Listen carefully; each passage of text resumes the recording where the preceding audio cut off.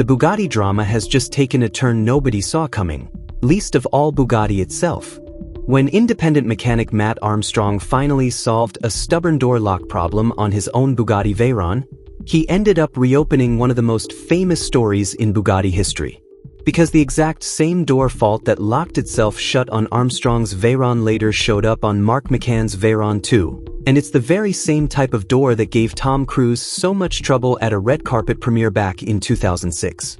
What Armstrong discovered about how these doors actually work may change the way people remember that night for good. Before we get into it, if you're enjoying this kind of deep dive into the hidden side of hypercar ownership, hit like and subscribe. It genuinely helps. Now let's break down the evidence, because Matt Armstrong has already made a name for himself this year. He's the mechanic who exposed the controversy over Audi-sourced airbags allegedly fitted inside a Bugatti Chiron. He's the one who showed that a gearbox fault once assumed to cost hundreds of thousands of pounds to fix actually came down to a blown fuse worth about £3. And now, almost by accident, he may have handed us a new way of looking at one of the most replayed celebrity car moments of the 2000s. Here's where the story picks up. After months of painstaking work at specialist restoration shop Falanga, Mark McCann's Bugatti Veyron was finally reassembled. Everyone assumed the drama was over. The gearbox saga had been the hard part, and now it was just a matter of putting the car back together. Instead, an entirely new problem appeared.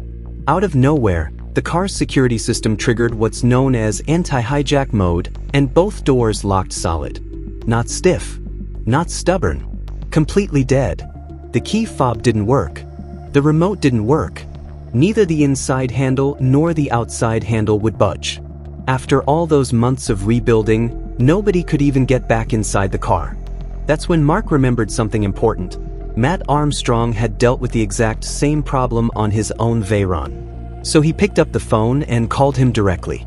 Armstrong's answer was almost funny in how anticlimactic it was.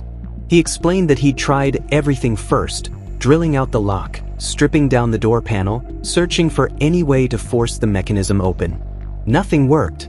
He had the moment on CCTV, and by his own admission, he was ready to give up. Then, almost out of frustration, he gave the door a firm knock with his hand. It popped open immediately. According to Armstrong, the explanation is refreshingly simple once you understand the mechanism.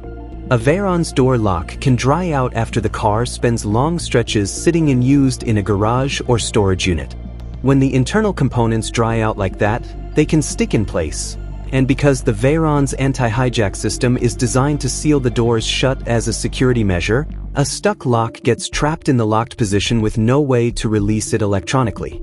The fix, as strange as it sounds, is often nothing more than a sharp knock on the door panel.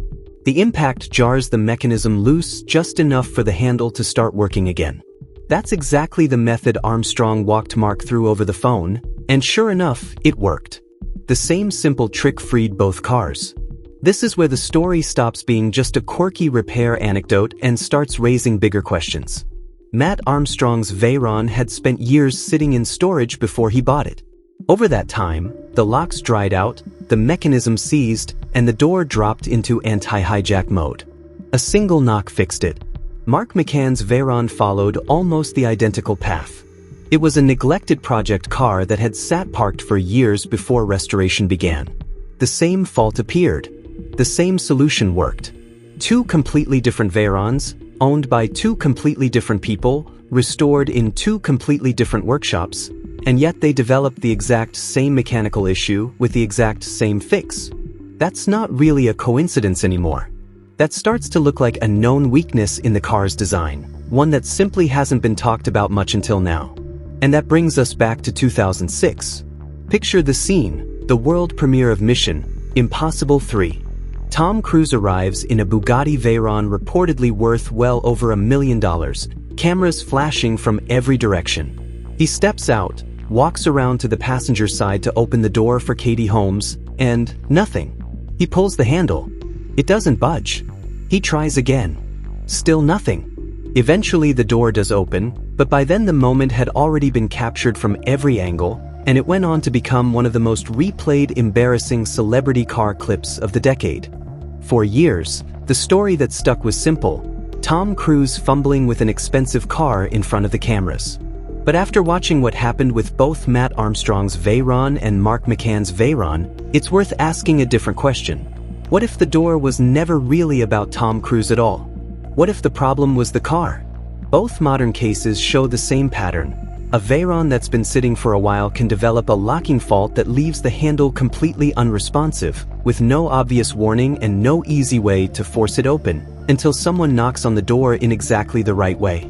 Nobody can prove 20 years later that this is precisely what happened on that red carpet. There's no CCTV footage from that night the way Armstrong had for his own case. But the parallels are hard to dismiss. If that same mechanical fault existed back then, Tom Cruise may simply have been standing next to a car that had quietly locked itself, with absolutely no way for him to know why. If Matt Armstrong had been standing beside him that night, knowing what he knows now, the whole incident might have ended in seconds, a knock, a pull of the handle, and nobody would remember it at all. Instead, it became one of the most talked about Bugatti moments in pop culture history. Rumors have circulated for years that Cruise was quietly no longer welcomed as a Bugatti customer after that night. Whether that's ever been officially confirmed or not, the story became part of Bugatti folklore regardless. Now, thanks to two independent mechanics working on two unrelated restoration projects, that folklore is getting a second look. Because really, this isn't just about one sticky door. It's part of a pattern that a growing number of enthusiasts believe they've been watching play out for months. First, it was the claim that Audi A3 airbags had made their way into a Bugatti Chiron, a claim Bugatti Rimac mate Rimac publicly pushed back on. Then it was the gearbox fault that turned out to be a 3-pound fuse. Now it's a door mechanism that can leave one of the most expensive production cars ever built completely locked, with a fix so simple it's almost absurd. Whether or not you agree with every conclusion being drawn here, one thing is becoming hard to ignore.